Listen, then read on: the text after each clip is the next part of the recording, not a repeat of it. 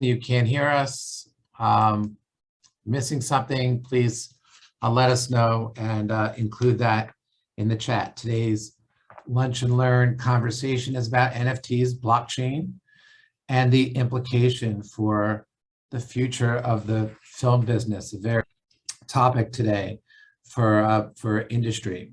So blockchain technology is absolutely positioned to be to potentially transform and is already transforming the media and entertainment business. Today's conversation will touch on some of the ways how we'll reach, we'll discuss content security, licensing rights and management, digital advertising, royalty distribution, and we'll cover the basis and how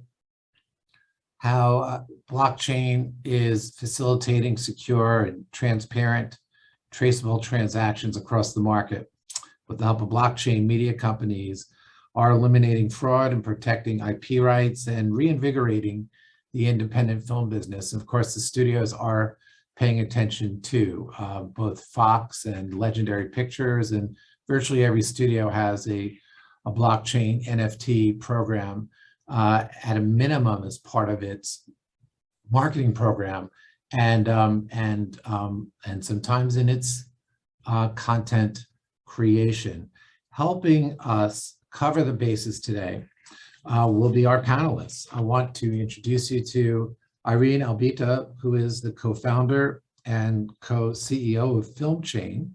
It's the fintech infrastructure support company that supports royalty payments in film and television from viewers to content creators. There's something interesting about that because that description seems to overlook the traditional middleman and the infrastructure of the customary distribution elements of our business.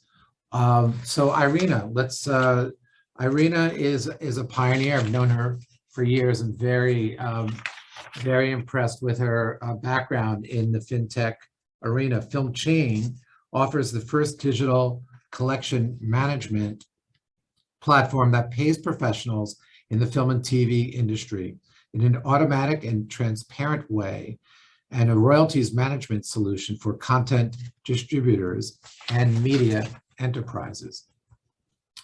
FilmChain leverages blockchain technology to save industry professionals millions in mismanaged funds, human errors, and lack of data. The platform is used end-to-end by HBO, Council of Europe, Eurimages, Film Fund, Hamburg, German Producers Association, Screen Australia, and clients in the UK, Europe, Canada, Australia, and Israel. Fleshing out our panel will be my partner and friend, Rip Beyman. Rip is vice chair of the entertainment group here at Lewis Brisbois. He has a comprehensive entertainment industry experience in transactions in all types and across all media and platforms. He counsels producer clients in strategic planning and negotiation, from rights acquisition through development to financing, production, and distribution. Rip negotiates agreements on behalf of creative talent, artists, and executives. Prior to returning to private practice, Rip served as senior counsel at Columbia Pictures. I learned so much from Rip, enjoy having him as a partner. We have been challenging each other and about the innovations of blockchain, NFTs, and cryptocurrency on a daily basis. And I think you'll find our panelists very, very skilled at covering the bases. We don't have a lot of time, so if it's okay with you, I'm just going to dive right in. Rip, you get the first question. We'll start with the basics. Can you explain to us what blockchain is? Okay, I will certainly take a stab at that, and great to see everyone.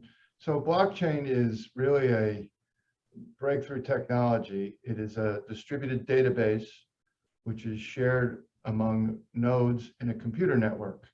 It's really, you've heard the term decentralized ledger technology. That's it in a nutshell.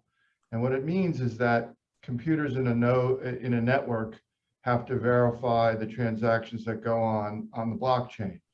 Instead of storing data in a traditional database, data is stored in blocks which are linked together cryptographically. Irina can maybe explain a lot more about the mechanics of that, but for those of us who are laymen, that's it in a nutshell. And really, it's as important technology as the original invention of double entry accounting at the beginning of the Renaissance.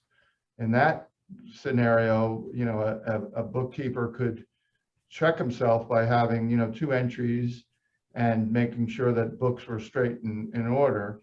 But, the tradition has been that those books and records get audited by a third party to create a level of trust and authenticity. With a blockchain, you have all the nodes in a network which have to basically verify a transaction that goes on, another block being added.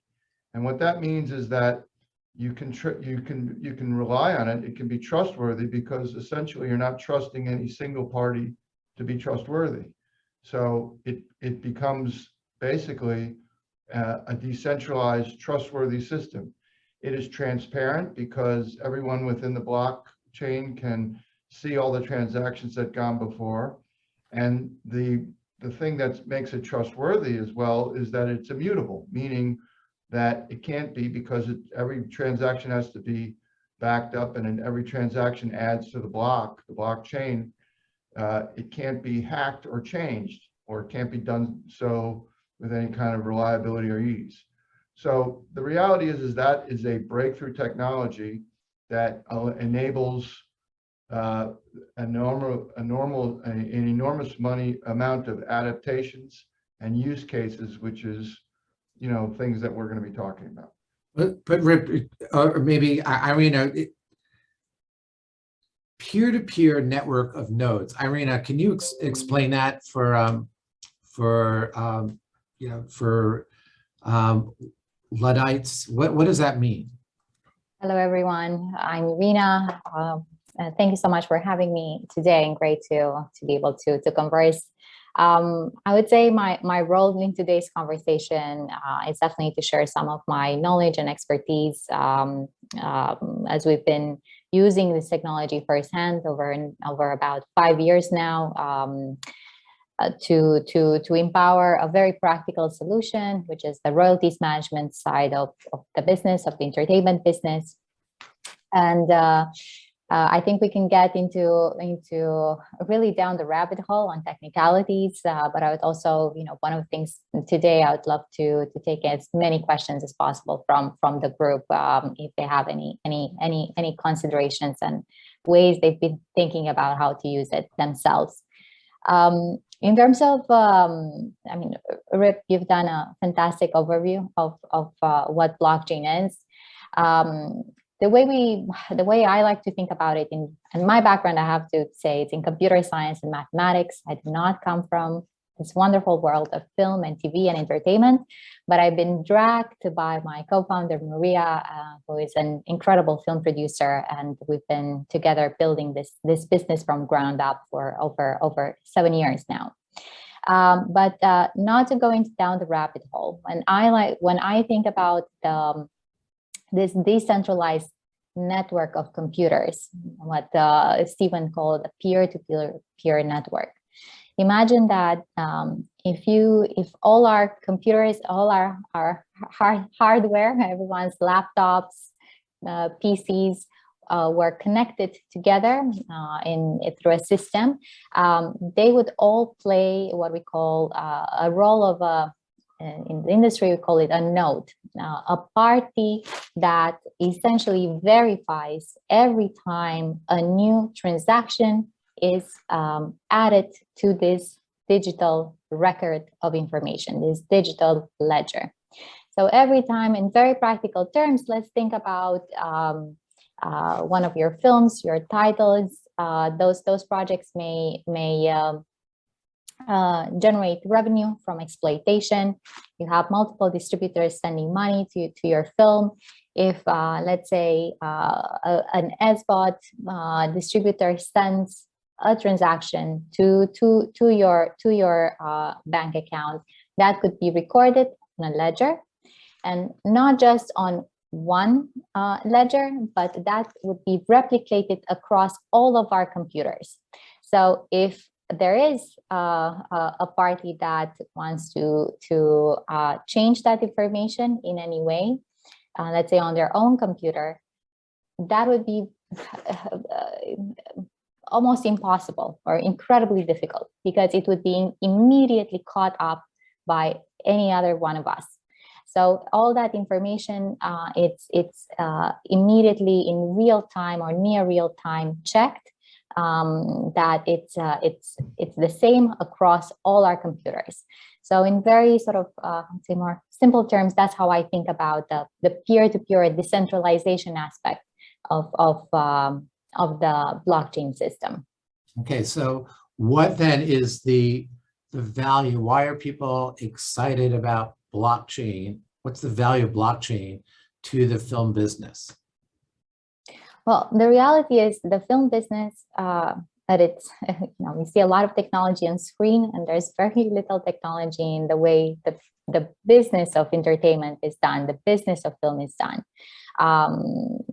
Most companies out there, big or small, they operate on manual spreadsheets. Most of their data, their data sits in internal manual spreadsheets, and even if they're not manual but they're digital, those databases are internal, and they can be manipulated, changed in any shape and form by the administrators of that Excel spreadsheets or of that database. So that makes it incredibly prone to changes, hacks, and it generates this mistrust that we are all talking about, and we feel that this has always been prevalent in our industry. So the reality that of this technology is really to find ways, practical ways, and we're not saying that it's going to solve all our challenges overnight, but to find ways to build layers of transparency and build layers of auditability where it can. So transparency is a key thing. Rip, I'd love to ask you specifically about content protection and battling piracy. Is blockchain helpful for that?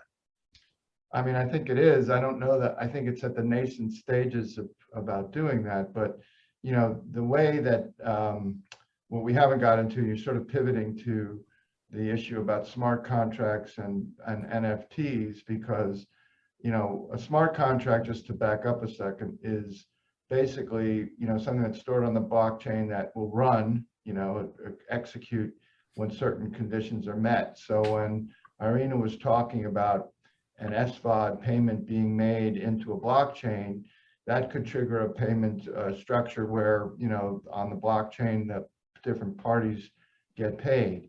An NFT is basically using the smart contract to create a unique token that's built on the blockchain that represents something that is verifiable and whose ownership can be tracked to a particular player within the blockchain. And that's the excitement about it, because an NFT could essentially represent a piece of intellectual property.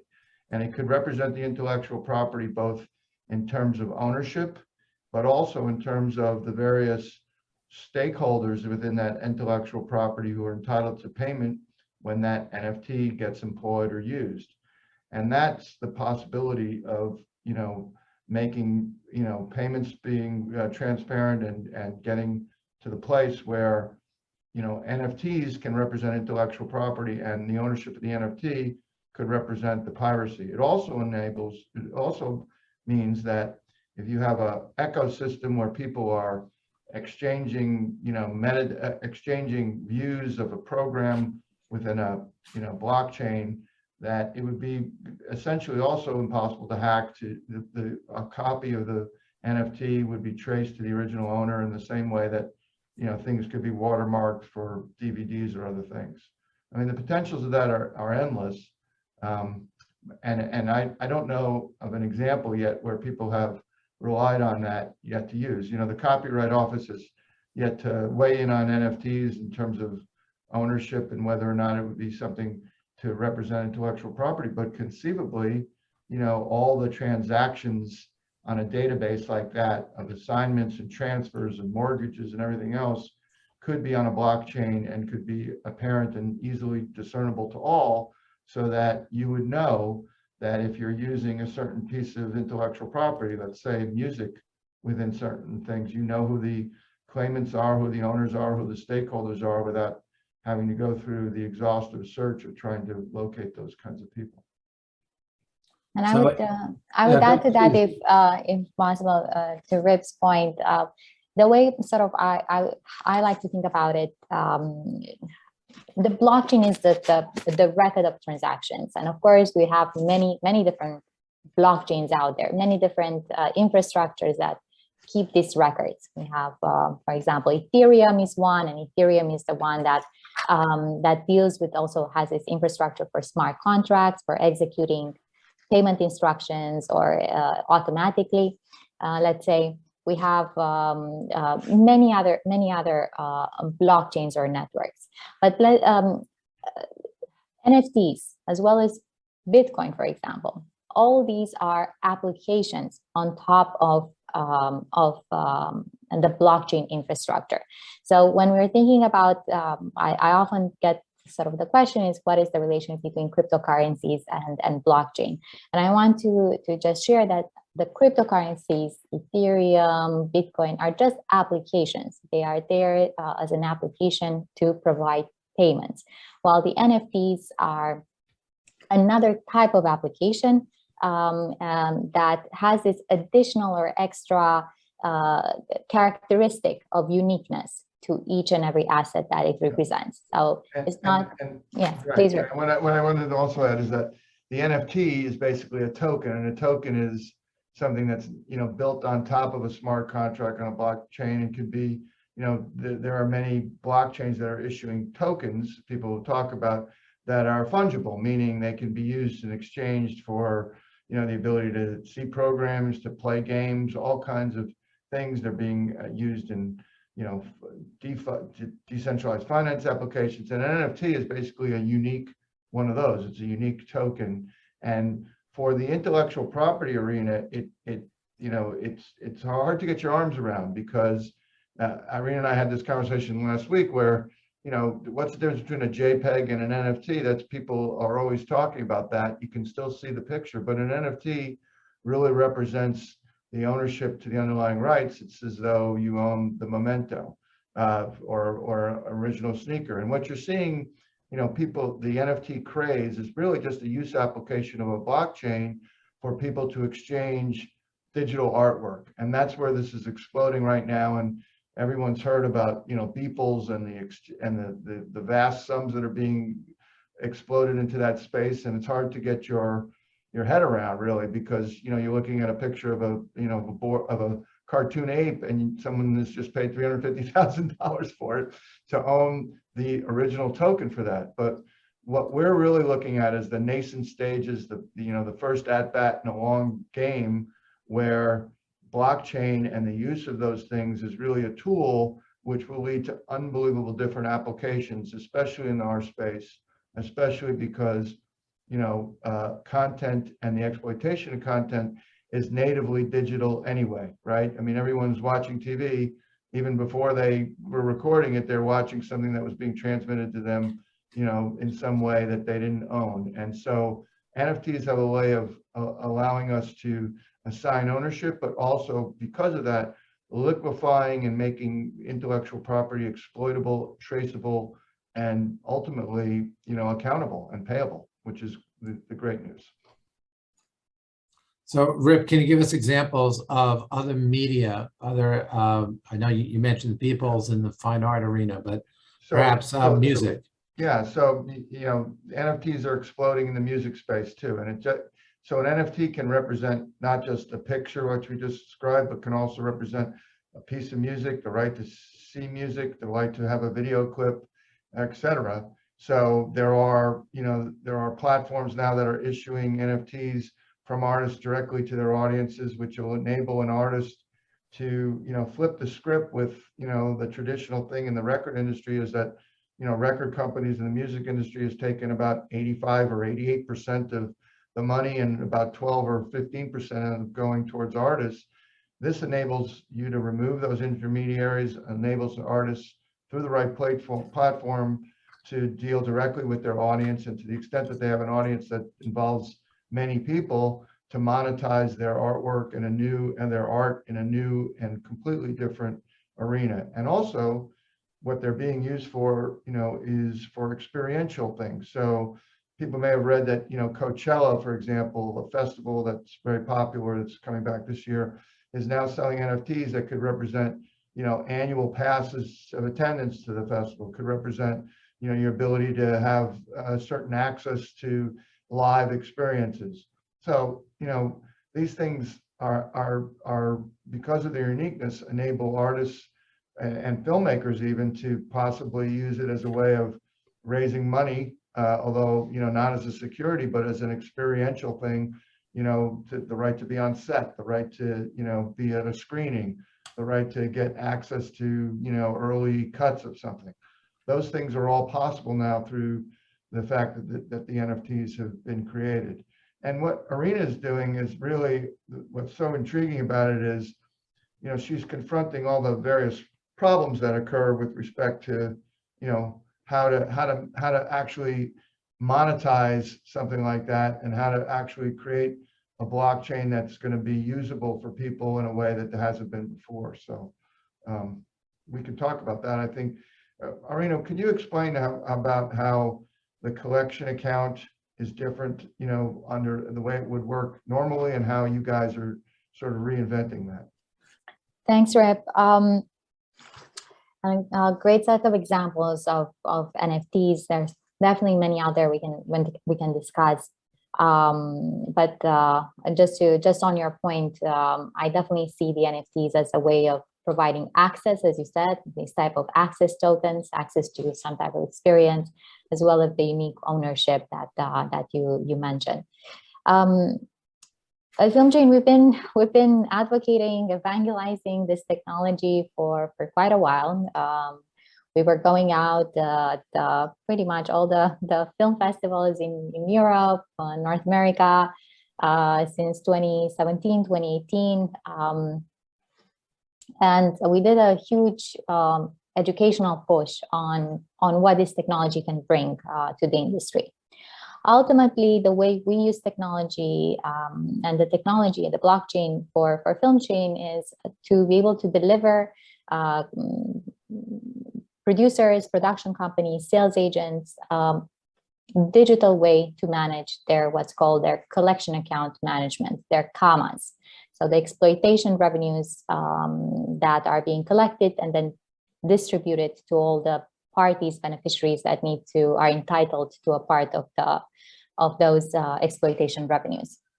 And the CAMA market, as I'm sure many of you know, it's fairly sort of managed by a handful of players.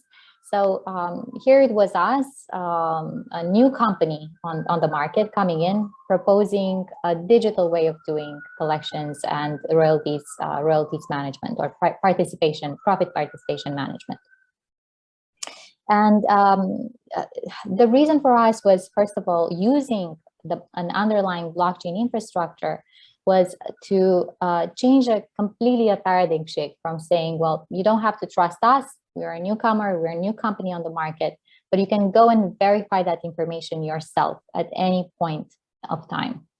And that was the driver for our business. That was what allowed us to get market acceptance, allowed us to work with large companies, allowed us to liaise with their legal teams. And we have here Rip and Steven, both on the legal side. One of the main concerns of any entertainment lawyer is, well, this whole blockchain sounds great, transparency for all, but wait a second, because transparency for all doesn't really work with the way contracts are structured. When it comes to who gets what and in what order from the revenues of an exploitation, let's say, of a feature film, that information needs to stay within that ecosystem, that bubble of parties that are actually seeing the contract, but that can't be shared with the World Wide Web. So one of the big challenges for us was finding how to implement this technology, but in a practical way that still offers that level of confidentiality and security of the information. But the most important thing is that for the parties that are let's say, signatories to a collection account management agreement, the information is fully available in near real time to verify every single transaction that is coming in, every single distribution, so payment split that is going out to parties, as well as to reinforce the ownership of each and every party in a collection account management agreement. So for us, it was really finding a way where we could bring the technology, but make sure that the technology is not there just for technology's sake, but actually providing real value to our industry.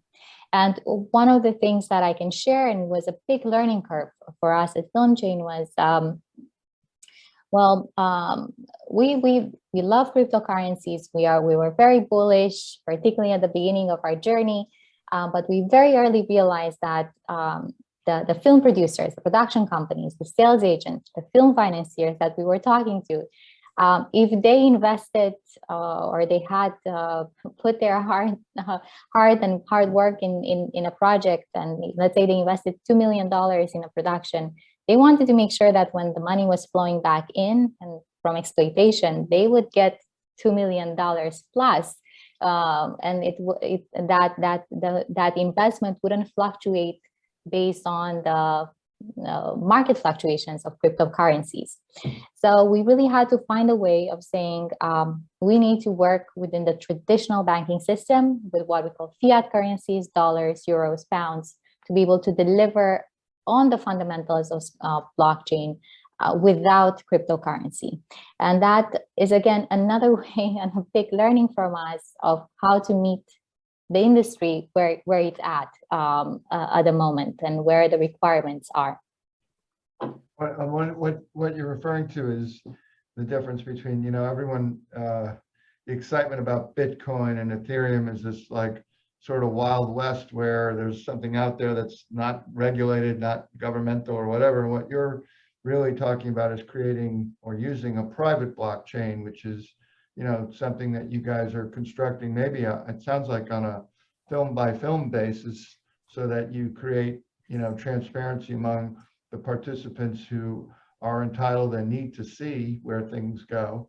And, the challenge of the fluctuation between, crypto and dollars is widespread. One of the other use applications that people are talking about is raising money using blockchain. And the problem with that is that you run into the question of whether or not you're issuing a security. And anybody who's out raising money for a film has to know that they are, dealing with the potential of having to either register with the Securities Exchange Commission in the U.S. or whatever other regulatory agency overseas, and and issue securities that mean that, or find an exemption.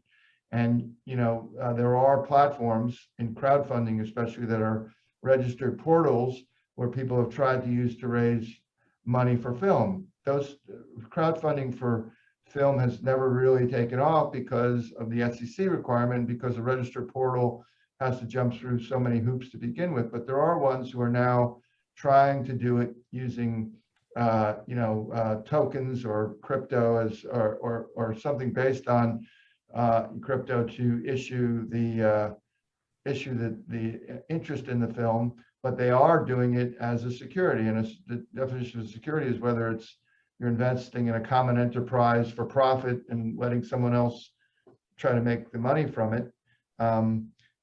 Those things are out there, and one of the ways that they're getting around it is using, there are crypto coins that are, or currencies that are sort of linked to fiat currency. Whether that works or not, I don't know, but that's one of the possibilities of doing it.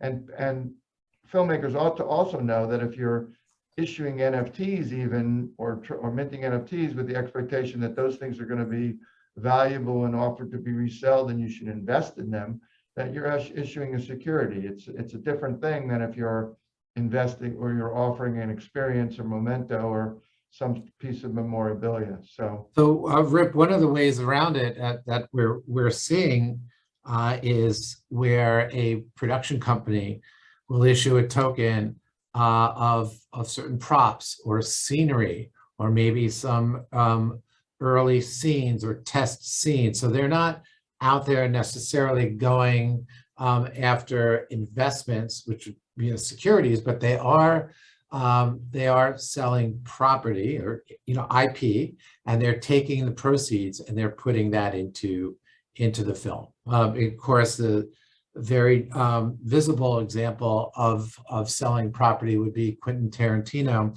where he was for Pulp Fiction, he was selling some scenes, early scenes that he had, and fans were loving it. It's priceless memorabilia, and there were questions about whether he had the right to do that. But the point is, if you have an audience and a loyal fan base that really craves that uniqueness and having a collectible, then you could come up with ways to sell that and take that money and use it for film financing. Yeah, I mean, I think the other thing that's happening, there are natively digital assets or crypto or NFTs that are being sold, like these JPEG, the Bored Ape Yacht Club or whatever, and then there are NFTs which are linked to not only real world experiences but real world property, and a whole lot of maybe regulation has to go on, but at some point in time there'll be a way to transfer real property using NFTs or using tokens which represent the blockchain, because those things lend itself to ownership or and the tracking of exchange of hands. That's perfect for a blockchain.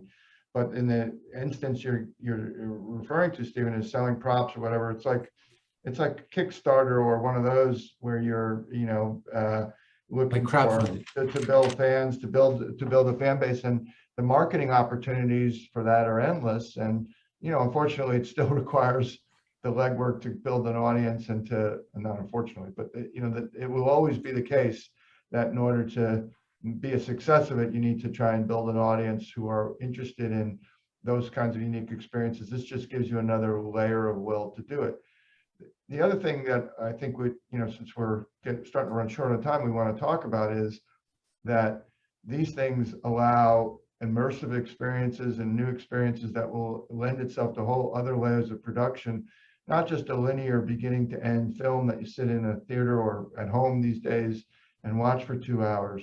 But you might have a situation where NFTs will enable you to have a real world experience that involves you having possession of the NFT. For example, an immersive experience where because you have the NFT, you're interacting with an environment and getting to see and experience levels of detail or content that you wouldn't if you just walked into the room differently. So those things are all building blocks. When people talk about Web 3.0 and the metaverse and all that stuff, and there's really a million different people using the definition. I mean, Facebook changed its name to Meta just to throw in the name, it seems like. But what they're really talking about is creating an online digital experience that maybe is where you're interacting natively, but there's also the fact that our world is going to evolve such that physically there are going to be measurements taken when you walk into a room. If you have the NFT, you could walk into a restaurant and automatically have access to certain tables or get a certain menu, and all kinds of things like that become possible because of the uniqueness and the ownership of something like that. I know we're getting far astray, but I wanted to... No, but Rip, I'm glad that you mentioned the metaverse, because there are companies out there like Mogul Productions and Movie Coin that are actively working with with NFTs and cryptocurrency and through these decentralized transactions, and they are and they're raising money, and they are absolutely not just raising money for films, but their plan is to distribute within the metaverse, to have these virtual screenings. So they're really sidestepping the traditional infrastructure. Yeah, I think all those things become possible. I mean, one of the sort of in that regard, one of the things that's sort of the limiting factor right now is hardware.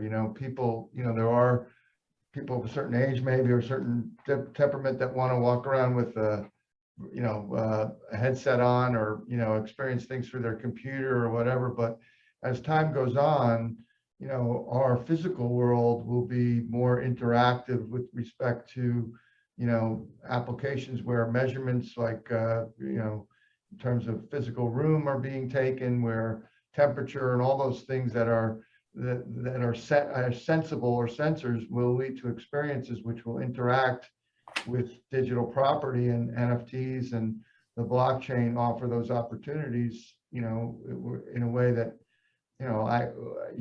us sitting here today can't even possibly imagine, I think. So Irina, I was wondering if you could discuss the application of blockchain, not necessarily the FilmChain technology, but the platform, but blockchain as it relates to film production and its value there. For example, in the protection of IP, is that and what happens where if you're a producer and you're moving platforms, isn't blockchain a very portable means to transition from one distribution model to another? Well, currently we see no portability. Currently, the industry is relying on pieces of paper, on actual pieces of contract. So there's really very little portability. If you sold your content on Apple TV, it's very hard to move it to those rights quickly to another provider, and so on. And I would say we're very early stages when it comes to the distribution of content and the interoperability of solution, as also when it comes to blockchain providers or blockchain-based digital companies. So I would say right now we're at the nascent point still, where we have a plethora of companies. Many of them, for us, we always say we see companies trying to innovate with blockchain, and we're always incredibly happy, because their success means our success as well. But the reality is, we've seen many companies coming in saying they're going to be the new Netflix on the blockchain, for example, the new platform to distribute in a decentralized and incredibly sort of democratized way content. The challenge we're seeing there, and I've seen companies that put in the work to get this done. They were present for the past 5 years at Cannes Film Festivals, trying to acquire content, to promote content. They really put in the work, but ultimately some of the barriers that are still there to get micropayments, for example, done, it's incredibly challenging. For example, some of these companies are requiring viewers to install what's called a digital wallet, a MetaMask wallet, to be able to purchase the one-time show, TV series, or a film they want to see. So we're still seeing some quite big adoption leaps that audiences will need to make. And to be very frank, audiences will continue to to prefer convenience over, let's say, fairness. And this is something that we're seeing.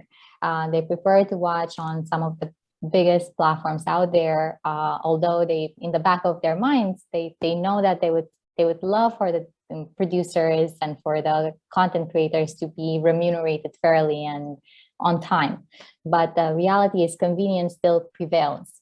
And one of the biggest challenge for distribution providers that may or may not use blockchain will be trying to get those eyeballs on their system, on their platforms. And that is where a lot of marketing power, a lot of money will have to be put in to promote that content on their end. That's why you're seeing that the biggest successes are with artists who have, millions of followers already, like Doja Cat or whoever, who can drop and create buzz and do things like that.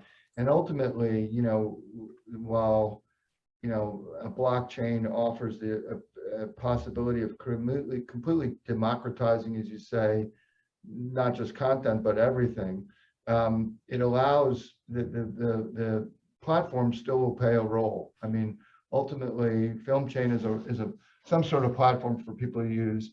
Netflix is a platform that's not using blockchain currently, but there are the potentials for new platforms to emerge, new businesses to be developed, and really for artists to maybe flip the share that they get, because there are platforms, because of blockchain, that no longer have to take 80% but can maybe survive on 5 or 6% and still have that market share and that convenience, you say, that people want to use and go to. And that's, I think, if I were to have a crystal ball, I think we're going to see more of that. Maybe I'm optimistic about how the artists will get paid. I'm pro artist, but because of the fact that it can be, I think blockchain can remove intermediaries, certainly in terms of payment and certainly in terms of accounting, where an artist or a filmmaker,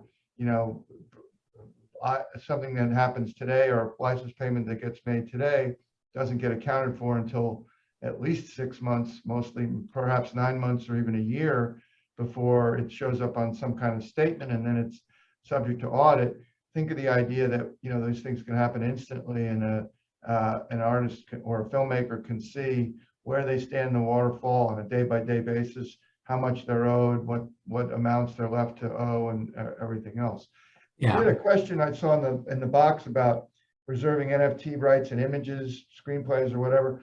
We are starting to see filmmakers or who are raising money and trying to make deals for television projects or other things, trying to reserve NFT rights, not so much with respect to underlying ownership of IP, but maybe as an ancillary merchandising thing. Stephen was talking about props as a way of doing that, but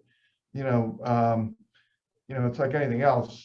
If you're dealing with a financier or a studio that's putting the money in, they pretty much, are going to insist or try to insist on owning everything, and it's difficult to reserve NFT rights as merchandise or anything else. You have to be, I think, very specific about what you're trying to reserve and what you would want to do with it. I want to chip in there and share that one of the so far we've seen quite a few number opening up some of the trade press, and every other day there's a project trying to use NFTs either in their marketing campaign, their financing campaign, in some way within their early stage development process for their film, their TV series. And one of the things that we're seeing as a trend is that those investors that are buying in, they may be your community of fans of or just the crypto aficionados. We're seeing that they are right now, they're getting a bit more skeptical of just buying a JPEG or just buying a digital asset. So one of the things that, for those of you that are thinking about implementing an NFT strategy within your marketing campaign or fundraising campaign, I think it's really important to think about it as a strategy. So it's not just a one-time event, we have these props, we have this pages from the screenplay that we're going to split and sell as NFTs. But think about what's going to happen with these NFTs, or what is going to be the journey of a fan or an investor that pays to get that asset afterwards.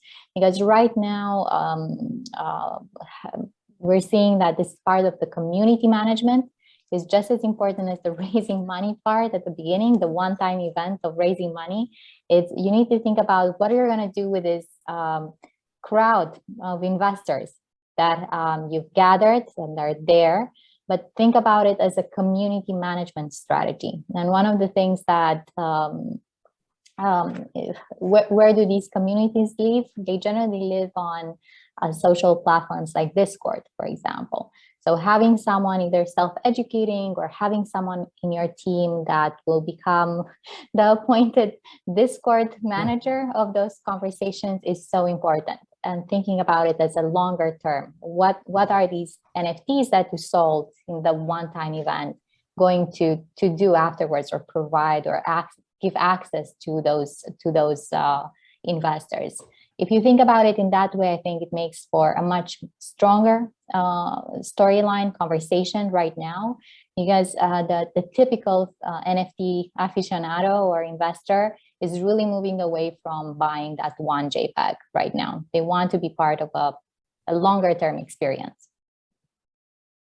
Right. Well, it turns out that there aren't millions of people out there shopping for NFTs in the marketplace on a regular basis. It's actually it's in the thousands, but not it's not in the millions. There's the buzz, the hype is much bigger than the actual number of buyers out there looking to see minted NFTs, and it's just so we're really on the onset. But if you are a producer and you're thinking about selling NFTs for marketing purposes, what are some of the startup costs that they should be thinking about? Logistics. What are, it's one thing to read about it, but if you wanted to do it, what would if you wanted to sell NFTs, to raise some money to help market your film project, what are the first steps that you should take? Well, first of all, is deciding, as I said, on a strategy for the use of these NFTs beyond just the one-time of sale event. Then, of course, there is a bit of a technical barrier, which is you might need support from someone that has had experience on setting up, first of all, there is an authorization process. So if you go on one of the main NFT platforms, the main marketplaces out there, one of the first things, for example, OpenSea, which is one of the most, one of the largest ones out there, of course, you may decide today to put out your NFTs, but there is a first registration process, and generally, because they want to limit still and do some type of due diligence on those individuals or companies that go out and sell NFTs. There is first of all a few days, a week to go through a registration process, to go through a due diligence process with the marketplace. And then setting up these NFTs at times, you may need to think about getting consulting support from someone who's either a bit more technical or has worked with blockchain projects before. And lastly, as I said, think very strongly about who in your team is going to do community management after you've gone ahead and you've set up on a marketplace, you've minted, as they say, you've created your digital assets, your NFTs, you had a successful sale. What do you do with the community of folks that have invested in your project? And you need to very clearly articulate the story of those NFTs. What exactly do these investors get beyond just the ownership, the honor of holding on to your NFT? I would say right now the market is very developed. We're in New York City. It's definitely, there are a lot of specialists. There are a lot of folks out there that support, consult on these type of topics. It's not a huge barrier to entry, but there is a bit of learning and a bit of reading to do before jumping in. Okay, so as we're wrapping up, Rip, I was given the sort of the spirit of the independent film business and how it really it looks for alternate means to the marketplace and paths, and it's always trying to reinvent itself from a content creation standpoint, but also from a market distribution standpoint. You'd think that that peer-to-peer transactions, like in the blockchain, would hold a lot of promise for independent filmmakers. Do you see a time where filmmakers and where producers will be actively in a large scale way actively selling their content, distributing their content on a peer-to-peer basis, which would sidestep traditional distribution companies? Irina, Rip, I wonder, as we're finishing up today, if you could comment on blockchain and distribution. So I'll start. What I see is always going to be the case is that there's going to be some sort of platform that's going to act as an intermediary, that a true decentralized exchange of content like that among a fan base is possible, but ultimately not marketable for the reasons Irina was saying. Once you've been able to develop a following, you have to manage the following, you have to articulate your story, which offers huge opportunities for creatives to create stories that will be engaging. But ultimately, I think there will be opportunities for independent filmmakers to distribute and exploit films in ways that are different and new than they were traditionally. In other words, instead of going to film festivals and trying to get a distributor to show it in theaters, there will be other ways and means to try to have people experience content, to view content. There could be not only physical screenings in new and different places, but virtual screenings and a combination of all those things. I hate to use the word scripts, but those means and methods haven't really been written, but they're all possible. And they're possible because the biggest takeaway, or one big takeaway for blockchain, is that it pulls down the traditional role of intermediaries and reinvents them. And what Irina is doing and what companies like hers are doing are trying to make ways for artists and filmmakers and creatives to find new ways to interact and to build off of this great technology in a way that hasn't been done before. So Irina? I'm gonna keep it very short. I think we have an intermediary step. So from the status quo, we need to go into automation, automating these digital processes, business processes that are being held right now in manual Excel spreadsheets. And then the underlying blockchain layer of transparency will fit right in as a third step. But we need to jump in the second step, which is automation. And automation can be done, for example, with smart contracts. We're seeing this in practice right now. We're seeing it in our own company, in the way our clients are managing their exploitation revenues. We personally, I think blockchain will be like email. We all use it. We don't exactly know how it works in the background, but we all use it every day. It's an underlying technology. It's something that used to be pretty much every computing department had a blockchain, a cryptography and decentralization program. up until 2015, not many students wanted to take that course because it's very database driven, quite a heavy, boring material. But it's been seeing this surge because of the applications, and I think that's what it's really exciting for us. Irina, thank you so much for being with us today, and good luck to you and FilmChain as it sets a new and very important path for collection account management as in partnering with producers and distributors for that for transparent and expedited accountings and payment. Rip, always a pleasure to be with you on a panel and to hear you discuss the things that we spent so much time talking about, the way blockchain is important today, but the trend for how significant it is. It will continue to be, but even in a much increasing way going forward for independent film. I want to thank New York Production Alliance for its leadership.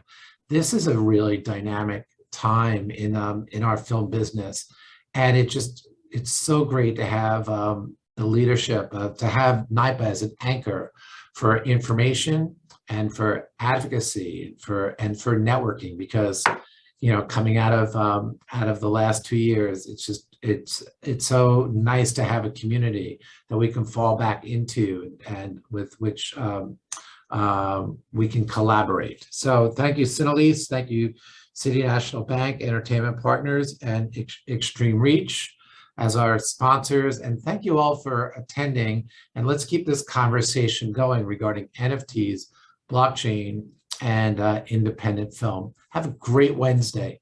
Take care, everybody. Thank you, everyone. Thank you. Good luck. Bye.